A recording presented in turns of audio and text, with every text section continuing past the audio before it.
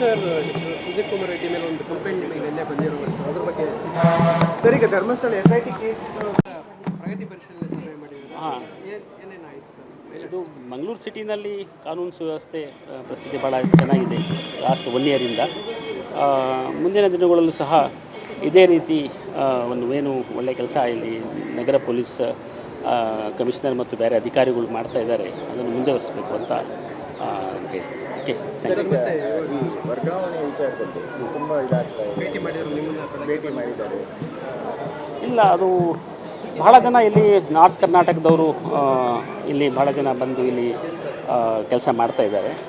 ಅವ್ರಿಗೆ ನಾವು 10 ವರ್ಷ ಆದಮೇಲೆ ಒನ್ ಟೈಮ್ ನಾವು 1 ಯೂನಿಟಿಂದ ಇನ್ನೊಂದು ಯೂನಿಟಿಗೆ ಟ್ರಾನ್ಸ್ಫರ್ ಮಾಡೋದಕ್ಕೆ ಅವಕಾಶ ಮಾಡಿಕೊಡ್ತೀವಿ. ಅದರ ಗೌರ್ಮೆಂಟ್ ಜಿಯೋ ಪ್ರಕಾರ. ಅದರ ಪ್ರಕಾರ ಯಾರು ಕಂಪ್ಲೀಟ್ ಮಾಡ್ತಾರೆ ಅವ್ರಿಗೆ ಹಂತ ಹಂತವಾಗಿ, ಯಾಕಂದರೆ ಇಲ್ಲಿ ಕೆಲಸ ಹ್ಯಾಂಪರ್ ಆಗಬಾರ್ದು ಮತ್ತು 15% ಜಾಸ್ತಿ ವೇಕೆನ್ಸಿ ಆಗಬಾರ್ದು, ಆ ಒಂದು ಮಾನದಂಡನೆ ಇಟ್ಕೊಂಡು ನಾವು ವರ್ಗಾವಣೆ ಆದೇಶ ಮಾಡ್ತಾ ಇದ್ದೀವಿ. ಕಮಿಷನರ್ ಸುದೀಪ್ ಕುಮಾರ್ ರೆಡ್ಡಿ ಮೇಲೆ ಒಂದು ಕಂಪ್ಲೇಂಟ್ ನಿಮಗೆ ನಿನ್ನೆ ಬಂದಿರುವಂಥ ಅದ್ರ ಬಗ್ಗೆ ಸರ್, ಈಗ ಧರ್ಮಸ್ಥಳ SIT ಕೇಸ್. ಈ ರೀತಿಯ ನಿರಂತರ ಸುದ್ದಿಗಾಗಿ ಸ್ಕೀಮ್ ವಾರ್ತಾ ಕನ್ನಡ ನ್ಯೂಸ್ ಚಾನೆಲ್ನ ಸಬ್ಸ್ಕ್ರೈಬ್ ಮಾಡಲು ಮರೆಯದಿರಿ. ಧನ್ಯವಾದಗಳು.